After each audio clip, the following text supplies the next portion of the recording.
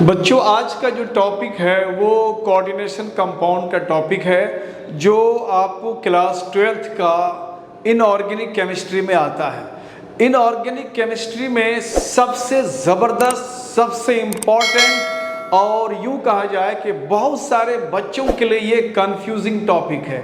अक्सर बच्चे इस टॉपिक को चाहे तो क्लियरली नहीं समझ पाते हैं या अगर समझ पाते हैं उस पर अगर कुछ क्वेश्चंस वगैरह दिया जाए, जैसे इसमें जो क्वेश्चन जनरली आपको दिया जाएगा वो आईपीसी नेम लिखने के लिए दिया जाएगा कोऑर्डिनेशन कंपाउंड का, या अगर उसका फार्मूला दिया हुआ है तो आईपीसी नेम लिखना है और आईपीसी नेम दिया हुआ है तो फार्मूला लिखना है।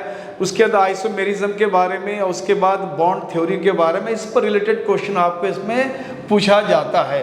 तो अक्सर ये कंफ्यूज करता है बच्चे। कंफ्यूज करने की वजह यह है, तो पहले तो उसको ये नहीं पता होता है कि हमें पढ़ना क्या है, कैसे कैसे पढ़ना है, क्या क्या चीज़ पढ़ना है। इसमें ये सबसे बड़ी चीज़ इस टॉपिक को क्लियर करने के लिए बच्चों वो क्रोनोलॉजी है, यानी सीक्वेंस है, यानी हमें क्या पढ़ना है उसके बाद क्या पढ़ना। इस तरह का अगर आपको एक सीक्वेंस पता हो जाता है तो बहुत इजी वे में आपको ये समझ में भी आएगा और क्वेश्चंस आप चुटकी बजाते हुए कर सकते हो। तो आप मेरे साथ बने रहो आखिर तक, और बेहतर है कि आप पेन एंड पेपर के साथ बैठो तो बहुत अच्छा होगा। बहुत बेहतरीन नोट्स आपको मिलने जा रहा है और इस नोट्स को अगर आप अपने हिसाब से इसको अगर पॉज करके आप लिख लेते हो, बना लेते हो, तो one of the best notes मिलेगा आपको जो आपको कहीं नहीं मिलने वाला है और बहुत ही काफ़ी इल्यूसिव या यूँ कहो एग्जॉस्टिव और काफ़ी इम्प्रेसिव नोट्स आपको मिलने जा रहा है। तो आप इसको साथ में मेरे साथ बनाओ। तो इसको मैं थोड़ा सा ये पहले क्लियर कर दूं कि आपको जो पढ़ना है इस टॉपिक के अंतर्गत क्या क्या पढ़ना है और कैसे पढ़ना है। तो नाम तो स्पष्ट है, तो नाम तो हम लोगों ने जान गया कि इसका नाम कोऑर्डिनेशन कंपाउंड है। तो कोऑर्डिनेशन कंपाउंड में थोड़ी सी एक हिस्ट्री अगर इसका जान लिया जाए, हिस्ट्री बहुत लंबा क्लास नहीं होगा, बहुत छोटा सा होगा, थोड़ी अगर हिस्ट्री जान लिया जाए कि ये कोऑर्डिनेशन कंपाउंड का ओरिजिन क्या है, कहाँ से केमिस्ट लोग कोऑर्डिनेशन कंपाउंड पे लोग काम करना शुरू किया और कैसे कैसे ये डेवलप हुआ, एक छोटा सा हिस्ट्री जान लेना बेहतर है। उसके बाद जब हम कोऑर्डिनेशन कंपाउंड की बात करते हैं तो इसमें 3 टर्म का यूज ज्यादा करते हैं बच्चों। एक होता है सेंट्रल मेटल एटम, शॉर्ट में हम CMA बोलते हैं। फिर बात करते हैं हम लिगेंड्स का, फिर बात करते हैं हम लोग काउंटर आयन का, काउंटर आयन। ये 3 चीज आपको कोऑर्डिनेशन कंपाउंड में मिलेगा। यानी कोई कोऑर्डिनेशन कंपाउंड अगर दिया हो तो उसमें आपको सेंट्रल मेटल एटम होगा, एक लिगेंड्स कुछ लिगेंड्स होगा और काउंटर आयन होगा। ये जो सेंट्रल मेटल एटम होता है बच्चों वो आपको ट्रांजिशन मेटल्स, जिसको हम लोग डी ब्लॉक का मेटल्स कहते हैं, डी ब्लॉक का मेटल्स होता है जनरली। और जब ये बात करते हैं तो फिर इस CMA के अंतर्गत, सेंट्रल मेटल एटम के अंतर्गत हम लोग वैलेंसी को 2 तरह से पढ़ते हैं। एक को बोलते हैं हम लोग प्राइमरी वैलेंसी और दूसरा होता है इसका सेकेंडरी वैलेंसी। तो 2 तरह के वैलेंसी हम लोग पढ़ते हैं, क्योंकि अब तक हम लोग यही जानते हैं कि मेटल्स के अंतर्गत, मेटल में जब जाते हैं तो उसकी वैलेंसी की बात करते हैं तो ये वैलेंसी हम लोग एक ही टाइप का पढ़ते हैं, उसमें हम लोग प्राइमरी और सेकेंडरी की बात हम लोग नहीं करते हैं। लेकिन इसमें आपको 2 तरह की वैलेंसी की बात होगी, करना है। एक का नाम होगा प्राइमरी वैलेंसी, दूसरा का नाम सेकेंडरी वैलेंसी। फिर इसमें लिगेंड्स आ जाएगा। लिगेंड्स में लिगेंड्स का टाइप की बात करेंगे हम लोग, लिगेंड्स की टाइप, उसका नेम क्या क्या है, ये सारी बातें होगा। उसके बाद हम लोग आ जाएंगे इसके, ये सारी चीज़ जानने के बाद फिर आ जाएंगे हम लोग इसके नोमेनक्लेचर में कि कोऑर्डिनेशन कंपाउंड का नाम हम लोग कैसे रखेंगे, यानी नोमेनक्लेचर की बात आ जाएगी। जब नोमेनक्लेचर का भी हम काम कर लेंगे तब फिर आ जाएगा इसमें आइसोमेरिज्म, फिर इसमें आ जाएगा आपको आइसोमेरिज्म। यानी कभी कभी ऐसा होता है कि कोऑर्डिनेशन कंपाउंड का मॉलिक्यूलर फार्मूला आपको सेम मिलेगा लेकिन उसका बहुत सारे प्रॉपर्टीज डिफर करता है, उसका स्ट्रक्चर डिफर करता है। तो वैसे केस में फिर हमें आइसोमेरिज्म के बारे में जानना पड़ेगा। तो फिर आपको आइसोमेरिज्म आ जाएगा, उसके बाद आपका आ जाएगा बॉन्डिंग आ जाएगा। इसमें किस तरह के बॉन्डिंग है, तो एक तो नाम स्पष्ट है, कोऑर्डिनेशन कंपाउंड का नाम अगर है तो ऑब्वियसली इसमें एक कोऑर्डिनेटिंग बॉन्ड या कोऑर्डिनेट बॉन्ड की बात करते हैं हम लोग, तो बॉन्डिंग की बात आ जाएगी। बॉन्डिंग में आपको कई तरह के बॉन्ड थ्योरी पढ़ना पड़ेगा, CFT है, LFT है, MOT है, VVT है, तो ये बॉन्डिंग का अलग अलग थ्योरीज है, उस पर हम लोग डिस्कशन करेंगे। फिर आ जाएगा आपका इन कंपाउंड्स के अंदर मैग्नेटिक इफेक्ट पाया जाता है, तो मैग्नेटिक इफेक्ट क्यों होता है, कैसे होता है, उनके कारण का भी डिस्कस करेंगे। और फिर हम लोग आएंगे लास्ट में उसका कलर्स, इस ग्रुप में जो भी कंपाउंड्स बनते हैं वो कलरफुल बनता है, और उसके फाइनली उसका हम लोग एप्लीकेशंस देखेंगे, यानी ऐसे कंपाउंड्स का यूज एंड एप्लीकेशन क्या है। तो ये आपको एक सीक्वेंस है बच्चों, ये सीक्वेंस से आपको, इस सीक्वेंस में आपको कोऑर्डिनेशन कंपाउंड का स्टडी आपको करना है। तो पहले हम थोड़ी सी हिस्ट्री की बात करते हैं और उसके बाद हम लोग बात करेंगे, फिर जाकर के बात करेंगे कोऑर्डिनेशन कंपाउंड की तरफ आ जाएंगे, फिर वो CMA, लिगेंड्स, काउंटर आयन, ये सब की बातें होगी। तो हम लोग अभी बात करेंगे, थोड़ा सा हिस्ट्री पढ़ लेते हैं इसका। और हिस्ट्री आपके नोट्स करने की ज़रूरत नहीं है, किसी भी तरह का वो हिस्ट्री आपको पूछने वाला नहीं है एग्ज़ाम में। तो यहाँ हिस्ट्री बताने का मकसद सिर्फ मेरा ये है कि ये टॉपिक आपको इंटरेस्ट लगे, ये टॉपिक आपको इंटरेस्ट लगे और इंटरेस्ट लेके आप पढ़ें, इसलिए थोड़ा सा मैं इसका हिस्ट्री बता दूंगा और उसको आपको नोट्स नहीं करना है, आपको कहीं एग्जाम में पूछने वाला नहीं है। तो हिस्ट्री भी बहुत डेप्थ में नहीं जाएंगे, तो थोड़ा सा हम चलते हैं कोऑर्डिनेशन कंपाउंड में। ये जो तीन चीज़ है बायोलॉजी में आप जानते हैं, haemoglobin, chlorophyll and vitamin B12, इसमें देखा ये गया है कि हेमोग्लोबिन जो है, इसमें जो मेन मेटल कंस्टिट्यूएंट है वो है हमारा आयरन। इसको हम लोग बोलते हैं कि हेमोग्लोबिन जो है कोऑर्डिनेशन कंपाउंड आयरन का होता है। उसके बाद आता है क्लोरोफिल। क्लोरोफिल में भी देखा गया है कि इसमें जो मेन एलिमेंट मेटल होता है वो मैग्नीशियम होता है, तो इसको हम लोग कोऑर्डिनेशन कंपाउंड ऑफ मेटल कहते हैं। और विटामिन B12 भी जो है वो कोऑर्डिनेशन कंपाउंड ऑफ कोबाल्ट है। तो इस तरह के ये नेचुरल अकरिंग यानी नेचुरली पाया जाने वाला हमारा एक तरह से कोऑर्डिनेशन कंपाउंड है। लेकिन नेचुरल अकरिंग कोऑर्डिनेशन कंपाउंड पर आगे हम डिस्कस नहीं करेंगे, जितना भी डिस्कशन होगा वो सारे मैन मेड या लैब में बनाए गए कोऑर्डिनेशन कंपाउंड की हम लोग बात करेंगे। तो ये हमारा नेचुरल वे में पाया जाने वाला कोऑर्डिनेशन कंपाउंड है। थोड़ा सा हमने यहाँ दे दिया है कि आखिर ये कंपाउंड को हम लोग कोऑर्डिनेशन कंपाउंड या कोऑर्डिनेशन कॉम्प्लेक्स या कॉम्प्लेक्स आइडेंटिटी क्यों कहते हैं। तो इसके लिए हम लोग थोड़ा सा यहाँ पे जानकारी के लिए मैंने दे रखा है कि हेमोग्लोबिन का जो ये एम्पिरिकल फार्मूला है, आप देख रहे हो यहाँ पे एम्पिरिकल फार्मूला में ये डिजिट्स देख पा रहे हो कितना ज़्यादा है। और अगर इसके मॉलिक्यूलर फार्मूला अगर निकालना है तो मॉलिक्यूलर फार्मूला के लिए जो है इसमें कॉमन फैक्टर यहाँ पे 4 है, तो कॉमन फैक्टर 4 से एम्पिरिकल फार्मूला को अगर आप मल्टीप्लाई कर दोगे एम्पिरिकल फार्मूला को, तो यहाँ से आपको फिर हीमोग्लोबिन का मॉलिक्यूलर फार्मूला मिल जाएगा। उसी तरह से क्लोरोफिल का ये फार्मूला है जिसको मॉलिक्यूलर फार्मूला कहते हैं, ये विटामिन B12 का ये फार्मूला है जो मॉलिक्यूलर फार्मूला है, नेचुरल अकरिंग है। बाद के दिनों में जब कोऑर्डिनेशन कंपाउंड पे काफ़ी डेवलपमेंट हो चुका, बायोलॉजी पे बहुत ज़्यादा काम हो चुका, तब जाकर के इसमें रिसर्च करा तो पाया गया कि हेमोग्लोबिन जो है ये भी कोऑर्डिनेशन कंपाउंड है आयरन का, क्लोरोफिल कोऑर्डिनेशन कंपाउंड है मैग्नीशियम का, that of vitamin B12 coordination compound है कोबाल्ट का। तो ये सारी बातें आया। तो कहा जाता है थोड़ी सी हिस्ट्री उसका बैक में ये जानना है हमको। कहते हैं कि सबसे पहले कोऑर्डिनेशन कंपाउंड पे जो काम हुआ या काम किए जिनको ये भी नहीं पता था कि ये कोऑर्डिनेशन कंपाउंड है, तो कहा जाता है स्विट्जरलैंड का एक पेंटर था, स्विट्जरलैंड का एक पेंटर था, उन्होंने एक पेंट बनाने की कोशिश करा, स्विट्जरलैंड का पेंटर, उसका नाम डाइसबेक है, डाइसबेक। ये डाइसबेक जो है ये स्विट्जरलैंड का स्विस पेंटर था। ये स्विस पेंटर क्या किया, वो पेंट बनाने के लिए चूँकि पहले तो पेंट के बाद जब बात किया जाए, ये लगभग इन्होंने काम किया था 1704 में, बहुत पहले, जबकि केमिस्ट्री का बहुत ज़्यादा डेवलपमेंट नहीं हुआ था, उस समय की बात है। तो वो पेंट बनाते थे। आज के डेट में हम लोग जब पेंट की बात करते हैं बच्चों, तो हम लोग बाजार से पेंट खरीद के लेके आते हैं और जिस कलर का चाहे उस कलर का आपको मिल जाएगा। तो पहले इस तरह का जो है ना वैरायटी ऑफ कलर्स पेंट नहीं था, पहले लोगों को बनाना पड़ता था नेचुरल सोर्सेज से।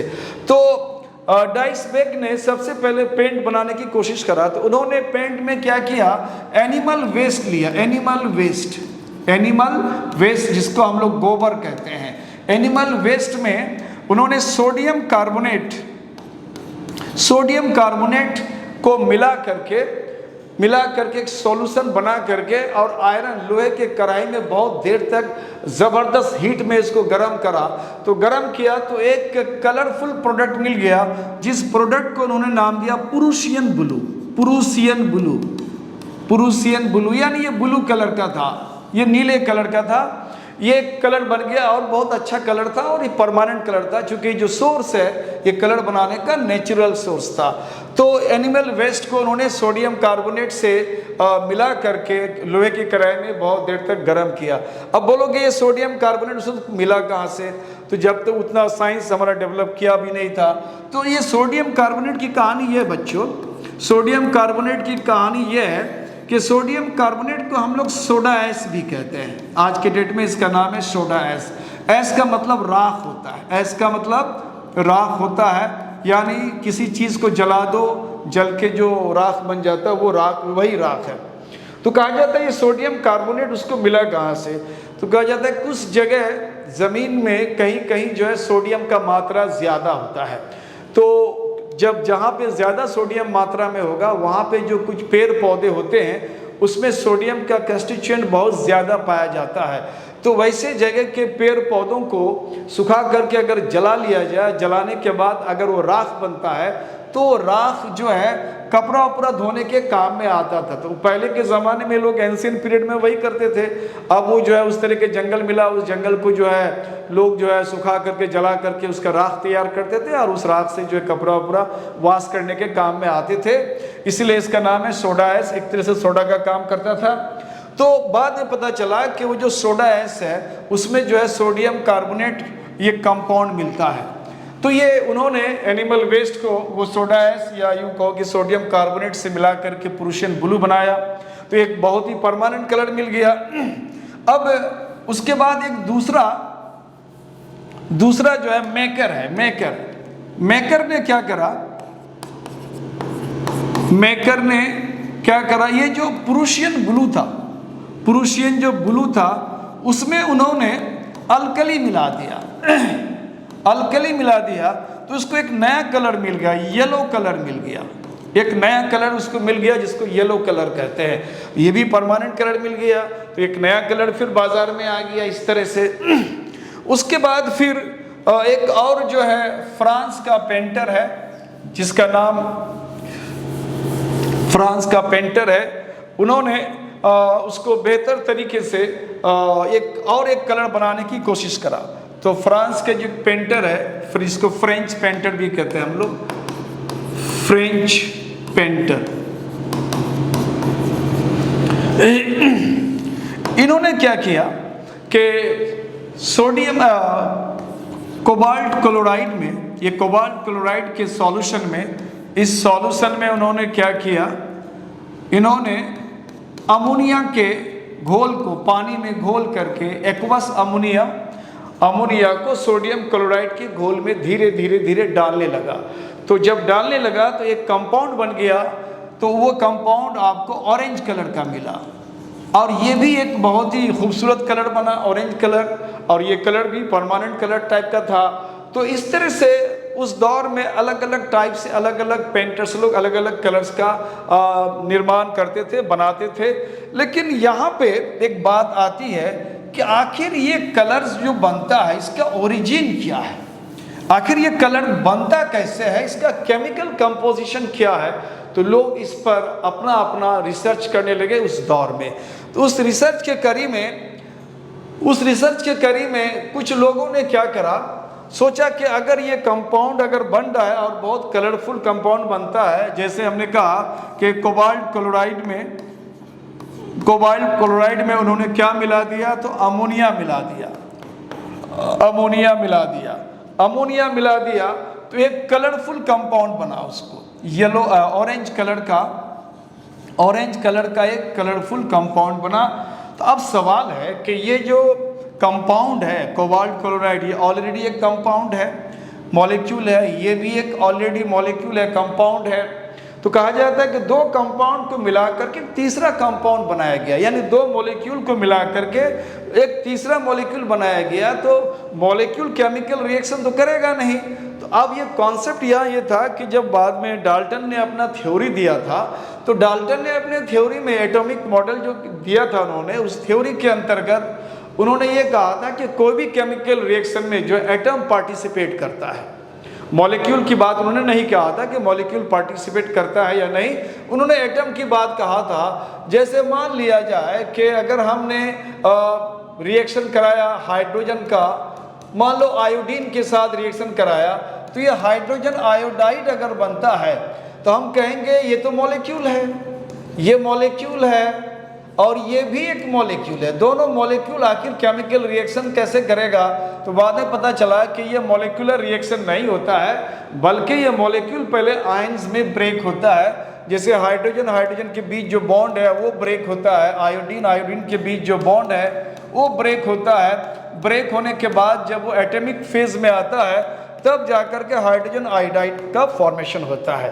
तो ये बात तो पहले से क्लियर है कि एटॉमिक जो रिएक्शंस है, यानी केमिकल रिएक्शन में जो एटम का पार्टिसिपेशन है वो तो पहले से ऑलरेडी क्लियर है। केमिस्ट्री में हम लोग ज़्यादातर यही काम करते हैं। लेकिन यहाँ पे ये कंपाउंड और ये कंपाउंड ऐसा भी नहीं है कि इनमें से कुछ इधर आया, इनमें से कुछ उधर गया और जाकर के दो प्रोडक्ट बन गया, ऐसा भी नहीं है। एक ही प्रोडक्ट बना, एक ही कंपाउंड बना और ये सिंगल कंपाउंड बना। जब ये सिंगल कंपाउंड बना तब जाकर के उन लोगों के दिमाग में आया कि आखिर इस तरह का जो कंपाउंड तीसरा कंपाउंड बनता है, इस कंपाउंड का क्या नाम दिया जाए। तो उन लोगों ने सुझाया अपने में कि उस कंपाउंड का नाम दिया जाए मॉलिक्यूलर या एडिशन कंपाउंड, यानी इस कंपाउंड में कंस्टिट्यूएंट एलिमेंट जो है वो एटम नहीं, वो मॉलिक्यूल है। जैसे ये दो मॉलिक्यूल हैं, इनके कंस्टिट्यूएंट जो एलिमेंट्स है वो मॉलिक्यूल है, तो उन्होंने इसका नाम मॉलिक्यूलर कंपाउंड्स दिया। और यूं कह सकते हैं कि डिफरेंट मॉलिक्यूल्स का यहाँ पे अगर ये एडिशन हो रहा है तो ये बात भी सही है, इसलिए इसका नाम एडिशन कंपाउंड या मॉलिक्यूलर कंपाउंड्स की बात उन लोगों ने करा। तो जब ये बात सामने आई तो फिर लोगों को लगा कि नहीं, इस पर और रिसर्च किया जाए और इस पर काम किया जाए। एक बहुत अच्छा फील्ड मामूल लोगों को मिल गया, साइंटिस्ट लोगों को मिल गया, तो उन लोगों ने इस फील्ड में काफ़ी इंटरेस्ट लेने की कोशिश करा। तो कहा जाता है कि उस ज़माने में कुछ अलग अलग टाइप के स्टेबल कंपाउंड को मिला करके, कई तरह के स्टेबल कंपाउंड को मिला करके एक तीसरे टाइप का कंपाउंड का ये लोग फॉर्मेशन करने लगा। उसी कड़ी में कहा जाता है कि solution of two or more simple stable compounds heated to evaporate crystals of the new substance is obtained. इस कड़ी में क्या हुआ कि ये जो पोटासियम सल्फेट है, पोटासियम सल्फेट है, this is potassium sulphate, aluminium sulphate, पानी में इसको घोल बनाया गया। ये दोनों सॉल्ट है, इन दोनों सॉल्ट को बढ़िया से पानी में घोल दिया गया और पानी में घोल देने के बाद जब उसको काफ़ी देर तक गर्म किया और गर्म करते करते करते उसके अंदर जो लिक्विड पार्ट था यानी पानी का पार्ट था उसको पूरा इवेपोरेट कर दिया, उसको काफ़ी वाष्पशील कर दिया। उसके बाद जो है उसमें जो मिला ये कुछ क्रिस्टल्स टाइप का सॉलिड मिला, क्रिस्टल टाइप का सॉलिड मिला और ये क्रिस्टल मिला हमको इस तरह का।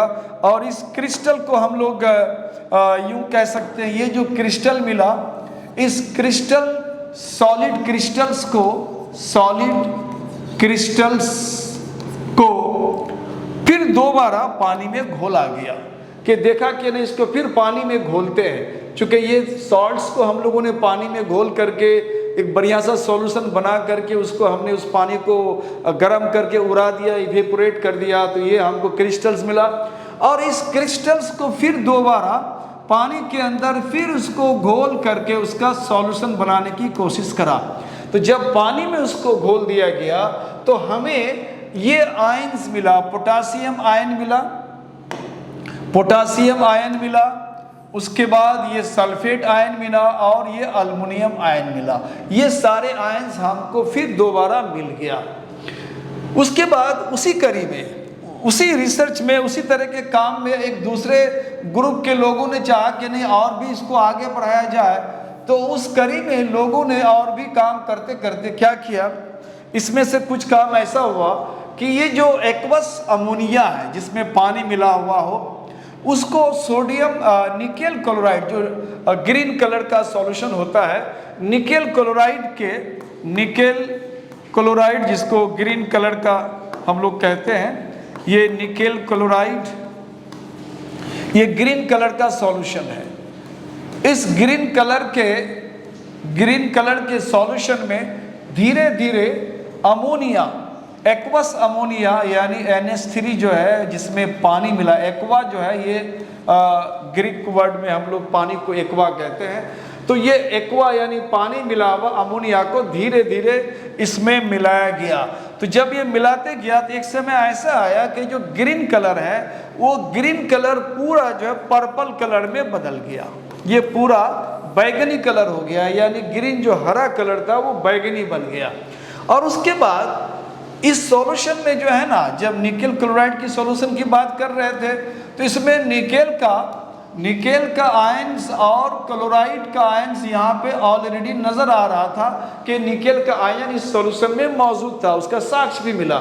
लेकिन जब एक्वस अमोनिया उसके अंदर धीरे धीरे मिलाया गया और ग्रीन कलर कन्वर्ट हो गया पर्पल कलर में, तो उस सॉल्यूशन के अंदर देखा तो पता चला कि जो निकेल का क्रिस्टल है ये क्रिस्टल बिल्कुल गायब था, वो नजर नहीं आ रहा था, वो क्रिस्टल कहाँ चला गया पता नहीं चल रहा था।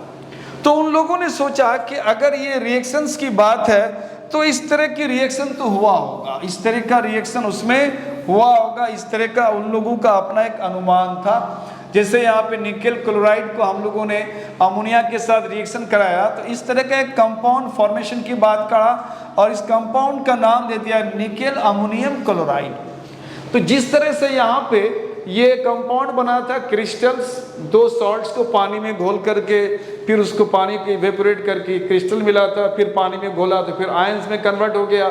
लेकिन जब ये क्रिस्टल मिला, इस क्रिस्टल को मिला, जब इस दोनों को घोल बना करके बहुत देर तक गर्म करके पानी को इवेपोरेट कर दिया, करने के बाद जो हमको एक सॉलिड क्रिस्टल मिला, उस क्रिस्टल को दोबारा फिर पानी के अंदर डिसॉल्व किया गया। तो जब पानी के अंदर डिसॉल्व किया गया तो उसमें क्लोराइड आयन तो मिला लेकिन उसको निकेल आयन नजर नहीं आया, कहीं पे निकेल नजर नहीं आया, जबकि निकेल क्लोराइड में ऑलरेडी ये निकेल आयन प्रेजेंट था। जब इस कंपाउंड को दोबारा फिर पोलर सॉल्वेंट यानी वाटर में उसको डिसॉल्व किया गया तो इस तरह का आयन मिला, इस तरह का, यानी यहाँ पे जो निकेल आयन था, निकेल आयन यहाँ टोटली गायब था, निकेल आयन नहीं मिल पाया। इसका मतलब है कि निकेल आयन गया कहाँ, आखिर ये कहाँ पे वो डिसअपीयर हो गया, गायब हो गया। तो उन लोगों ने देखा कि निकेल आयन इस जगह में कॉम्प्लेक्स फॉर्म में है, यानी निकेल यहाँ से सेपरेट नहीं हो पा रहा है। इसका मतलब है ये जो एक आयन बना कंबाइंड फॉर्म में, इसमें ये निकेल आयन नहीं निकल पा रहा था। It remains as single entity, ये सिंगल एंटिटी के फॉर्म में रहने लगा। और चूंकि ये सिंगल एंटिटी बिल्कुल नॉर्मल नहीं है, कॉम्प्लेक्स है, इसलिए इसका नाम कॉम्प्लेक्स एंटिटी दिया गया।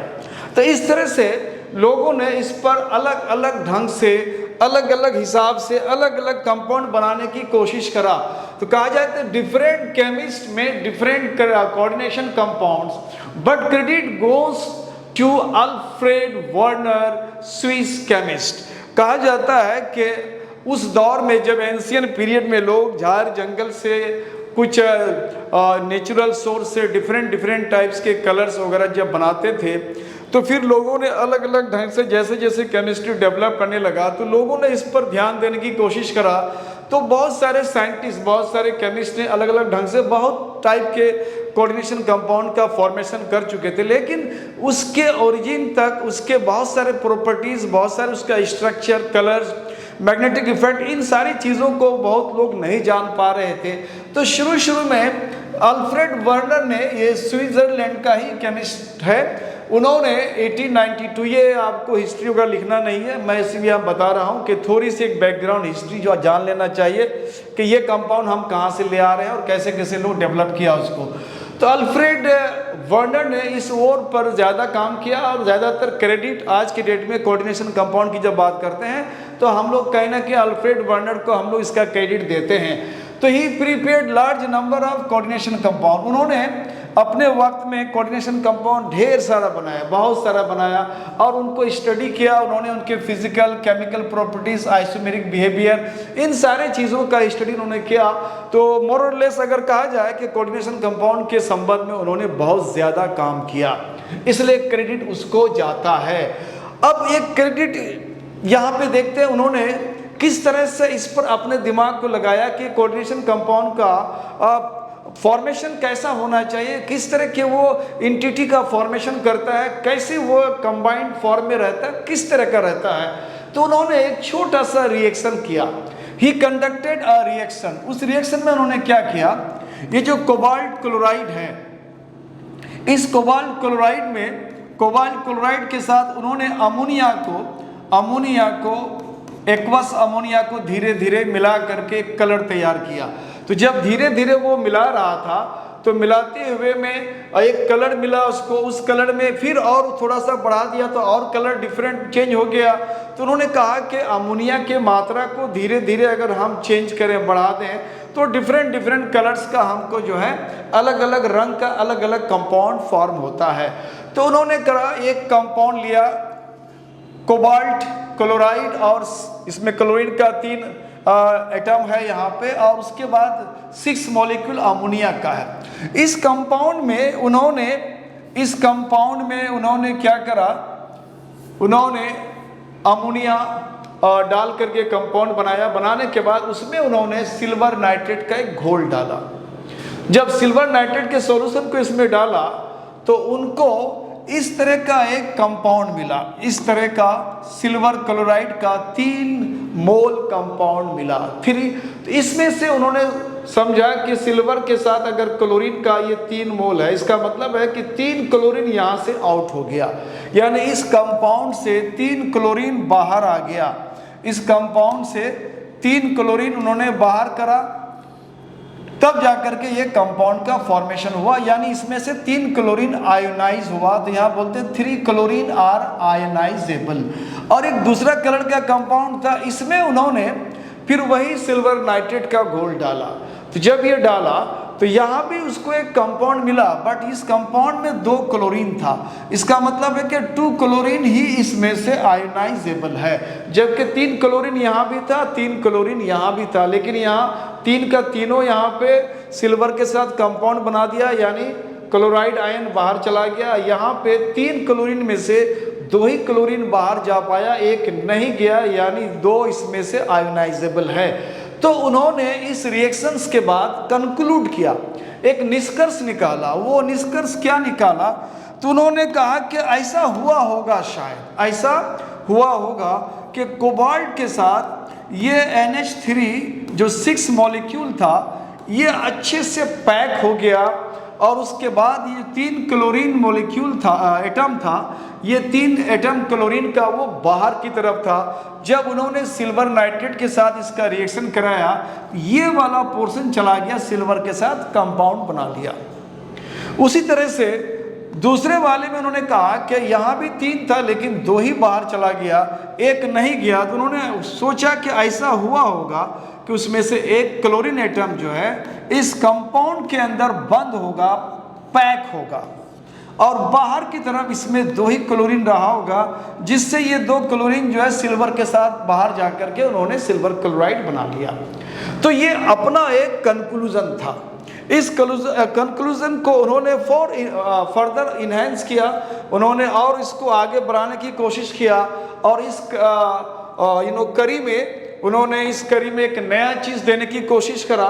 तो उन्होंने कहा कि ऐसा हमें जो कंक्लूजन मिल रहा है तो उसमें से उन्होंने एक थ्योरी देने की कोशिश करा, और उस थ्योरी का नाम दिया उन्होंने Werner's coordination theory.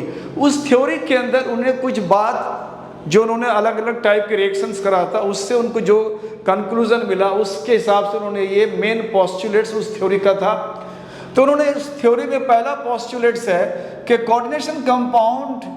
In coordination compound metal shows 2 types of valencies.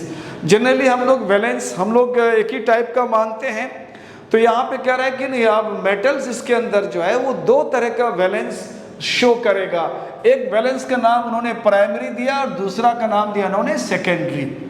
Primary valency के बारे में उन्होंने कहा कि ये नॉर्मली आयनाइजेबल है, ये नहीं, ये आयंस में स्प्लिट हो जाता है, आयंस में टूट जाता है, और इसको satisfy and are satisfied by negative ions, और ये नेगेटिव आयन से सेटिस्फाई होता है। जो प्राइमरी वैलेंसी होता है मेटल का, जो मेटल कंपाउंड के अंदर होता है, और उसको आगे चल करके हम लोग ऑक्सीडेशन स्टेट देखेंगे उस मेटल का, जो ऑक्सीडेशन स्टेट होता है। चूँकि हर एक मेटल का ऑक्सीडेशन स्टेट हम लोग निकालें क्लास 11th में, तो कहा जाता है कि वो जो मेटल उसके अंदर इन्वॉल्व है उसका जो ऑक्सीडेशन स्टेट है, इनफैक्ट वही ऑक्सीडेशन स्टेट ही जो है प्राइमरी वैलेंसी का काम करता है।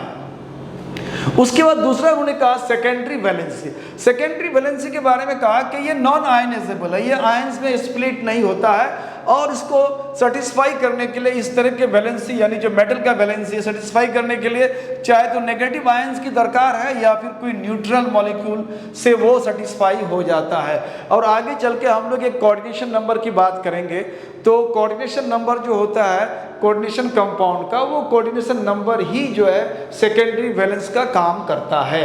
सेकेंडरी जो बॉन्ड्स होता है, सेकेंडरी वैलेंसी जो बॉन्ड बनाता है, वो बॉन्ड जो है स्पेशल अरेंजमेंट होता है। स्पेशल अरेंजमेंट का मतलब होता है कि उसका जो ब्रांचेस वगैरह है बिल्कुल डिफरेंट टाइप का होता है। जैसे मान लो अगर किसी CMA के साथ 4 बॉन्ड अगर लिंक करता है, तो इस तरह से अगर हम खड़े कर लें, दोनों हाथ इधर कर लें और 2 पैर को बिल्कुल वाइड वे में रख दें, तो ये 4, और चारों चूंकि एक प्लेन में है तो इसको हम लोग स्क्वायर प्लेनर भी कह सकते हैं। हो सकता है कि कोई एक ऐसे आ गया, हो सकता है कि कोई ऐसे टेढ़ा आ गया, तो कहा जाता है कि स्पेस में उनके जो लिंकेज है, बॉन्ड्स है जो बन रहा है अलग अलग, यानी मेटल का जो अलग अलग के साथ बॉन्ड बनता है जिसको बाद में हम लिगेंड्स कहेंगे, वो उनका स्ट्रक्चर स्पेस में अलग अलग हो सकता है, 3 डायमेंशनल हो सकता है।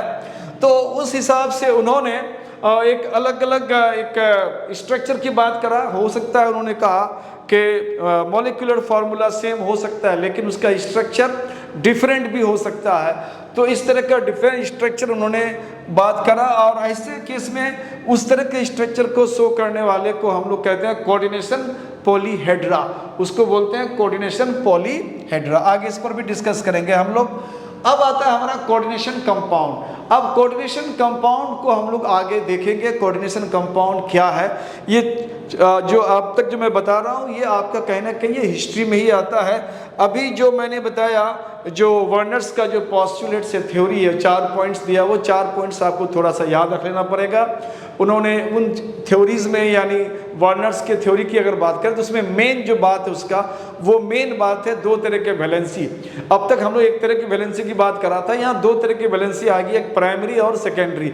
इसके थ्योरी में ये बात बहुत ज़्यादा इंपॉर्टेंट है, पूरे आगे कोऑर्डिनेशन कंपाउंड में ये 2 तरह की वैलेंसी की बात हम लोग बार बार करेंगे।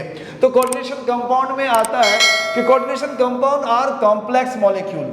ये बहुत इंपॉर्टेंट बात है, ये बहुत जटिल, बहुत कॉम्प्लिकेट मॉलिक्यूल्स होता है, 1-2 एटम्स नहीं होता है, group of atoms, group of molecules होता है। इसलिए कहा जाता है कि ये complex molecules the in which transition metals are bounded. इसमें ट्रांजिशन मेटल जो होता है, जिसको हम डी ब्लॉक का मेटल्स कहते हैं, वो बॉन्डेड होता है कोऑर्डिनेशन बॉन्ड से, यानी ट्रांजिशन मेटल के साथ कोऑर्डिनेशन बॉन्ड बनता है। और ये कोऑर्डिनेशन बॉन्ड बनाने वाला जो भी मॉलिक्यूल या आयंस या जो भी होते हैं, एटम होते हैं, उसको हम लोग आगे चल के उसका नाम लिगेंड्स देते हैं। तो वो जो नंबर्स होता है कई तरह के एनाइंस या फिर न्यूट्रल्स मॉलिक्यूल हो सकते हैं जो कोऑर्डिनेशन बॉन्ड के साथ बंधे होते हैं आपको मेटल के साथ, यानी ट्रांजिशन मेटल होता है उसके साथ बहुत सारे मॉलिक्यूल्स आयंस वगैरह, चाहे वो एनाइंस होगा, नेगेटिव आयंस होगा, न्यूट्रल मॉलिक्यूल्स होगा, ये उनके साथ बंधा हुआ होता है कोऑर्डिनेशन बॉन्ड से। चूंकि कोऑर्डिनेशन बॉन्ड बच्चों आप क्लास 11th में केमिस्ट्री में पढ़ चुके हो। हम लोग जब बॉन्ड की बात करते हैं तो कोवेलेंट बॉन्ड और एक इलेक्ट्रोवेलेंट बॉन्ड की बात करा था। इनफैक्ट इलेक्ट्रोवेलेंट बॉन्ड कोई बॉन्ड होता नहीं है, इलेक्ट्रोवेलेंट बॉन्ड एक फोर्स होता है। यानी इलेक्ट्रोवेलेंट बॉन्ड में क्या होता है, एक एटम इलेक्ट्रॉन डोनेट करता है, दूसरा उसको लेता है, गेन करता है। तो जो डोनेट कर देता है वो करने के बाद उस एटम के साथ ऐसा कुछ नहीं कि डोनेट कर दिया तो उनके साथ वो जाके मिल ही जाए।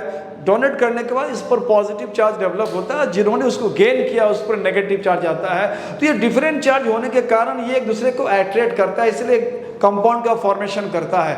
तो ऐसा नहीं कि उनके बीच में कोई बॉन्डिंग है, बॉन्डिंग होता नहीं, एक्चुअली वहाँ कूलम फोर्स ऑफ अट्रैक्शन होता है। तो अगर बॉन्ड की बात करें तो बॉन्ड बेसिकली दो ही हम लोग बात करेंगे। एक बॉन्ड आ जाएगा हमारा कोवेलेंट बॉन्ड जहाँ इलेक्ट्रॉन का शेयर होता है, और इसमें जो सेंट्रल मेटल एटम होता है बच्चों, वो जो बॉन्ड्स बनाने का काम करता है, उसके आजू बाजू जो उसके साथ बंधा हुआ होता है वो कोऑर्डिनेशन कोवेलेंट बॉन्ड होता है। और प्राइमरी बॉन्ड भी होता है जिसको सेकेंडरी लिंकेज या सेकेंडरी बॉन्ड कहते हैं। प्राइमरी बॉन्ड भी होता है जो इलेक्ट्रॉन डोनेट करके बनाता है वो। चूंकि एटम का जो खासियत है वो खासियत है इलेक्ट्रॉन डोनेट करना। इलेक्ट्रॉन डोनेट करने का काम ज़्यादातर मेटल करते हैं। जो मेटल यहाँ पे हम लोग जो मेटल पढ़ेंगे वो मेटल इलेक्ट्रॉन डोनेट कर सकता है, करता है, उसके साथ साथ इलेक्ट्रॉन को वो गेन भी करता है। तो इलेक्ट्रॉन अगर डोनेट करने की प्रवृत्ति है, उसके अंदर टेंडेंसी है, तो वहाँ पे प्राइमरी वैलेंस की बात करते हैं। अगर वो इलेक्ट्रॉन गेन करने की बात अगर होती है तो वहाँ सेकेंडरी वैलेंस की बात करते हैं। तो ये दो वैलेंस को आगे चल के काफ़ी डिटेल हम लोग करने वाले हैं। तो कोऑर्डिनेशन कंपाउंड को हम लोग एडिशन कंपाउंड भी कहते हैं। इसमें चूंकि बहुत सारे स्टेबल ग्रुप ऑफ मॉलिक्यूल्स एक जगह इकट्ठा होकर के कॉम्प्लेक्स कंपाउंड, जटिल कंपाउंड का फॉर्मेशन करते हैं, तो इसीलिए इसको हम लोग एडिशन कंपाउंड भी कहते हैं। According to IUPAC, coordination compounds are called coordination complexes या कोऑर्डिनेशन एंटिटीज। ये नाम दिया गया है IUPAC वाले ने, कोऑर्डिनेशन कॉम्प्लेक्स या एंटिटीज का नाम ज़्यादा लेते हैं। In this compounds normal valency are not obeyed, चूँकि जो भी स्क्वायर ब्रैकेट के अंदर आता है जिसको हम लोग कोऑर्डिनेशन एंटिटी कहते हैं, वो नॉर्मल वैलेंसी के साथ बंधा हुआ नहीं होता है, वो सेकेंडरी वैलेंसी से बंधा होता है। नॉर्मल वैलेंसी यानी यूँ कहा जाए कि जिसको हम लोग प्राइमरी वैलेंसी कहते हैं, उससे जुड़ा नहीं होता है, वो सेकेंडरी वैलेंसी से जुड़ा होता है। वो लिंकेज जो होता है सेकेंडरी वैलेंस का लिंकेज होता है। तो यहाँ पे ये बात हो गई।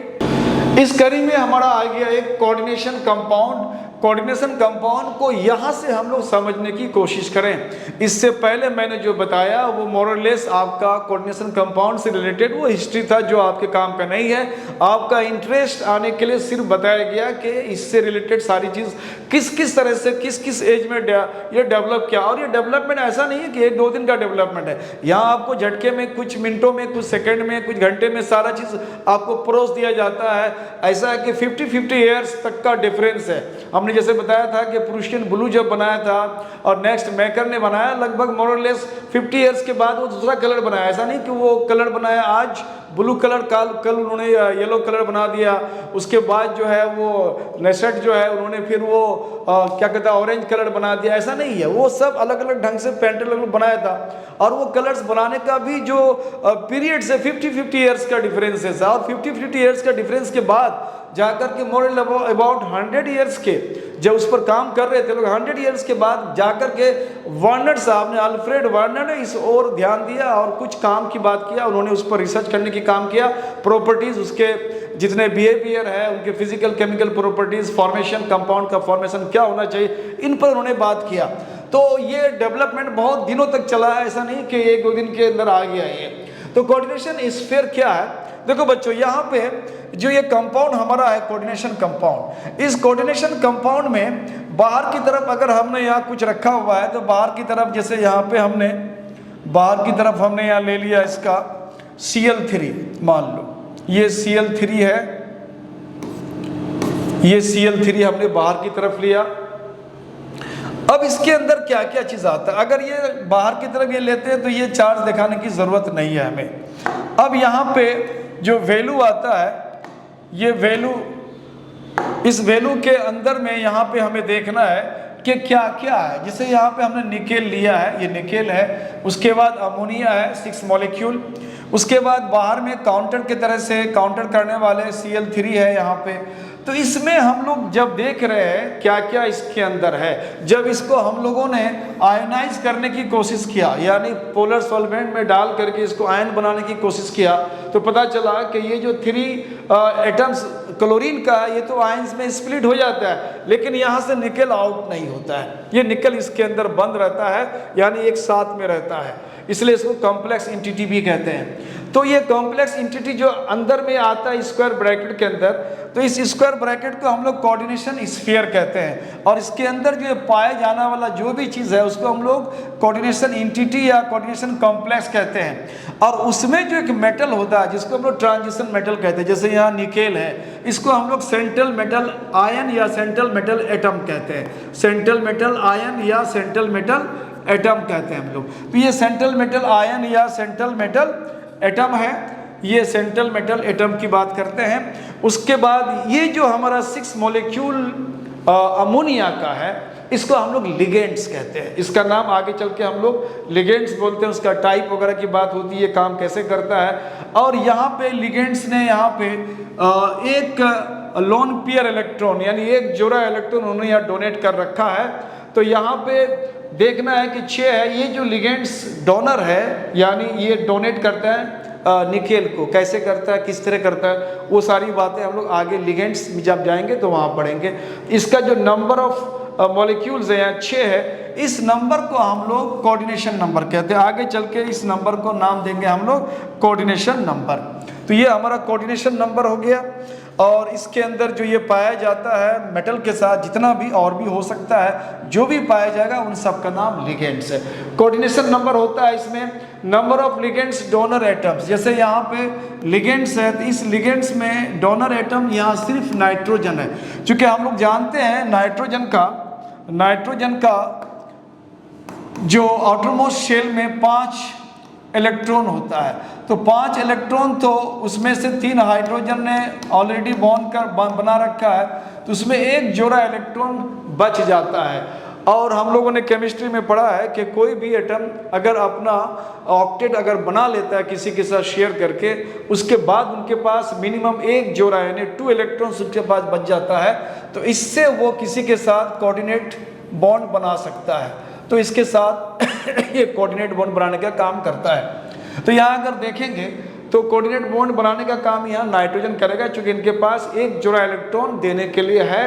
तो यहाँ पे 1 लोन पेयर इलेक्ट्रॉन देने का है, इसीलिए इसको हम लोग डोनर एटम कहते हैं। हाइड्रोजन इसमें डोनर एटम नहीं है, डोनर एटम के शक्ल में यहाँ पे हमारा नाइट्रोजन है। तो यहाँ पे 6 है, इसलिए कोऑर्डिनेशन नंबर इसमें 6 हो गया।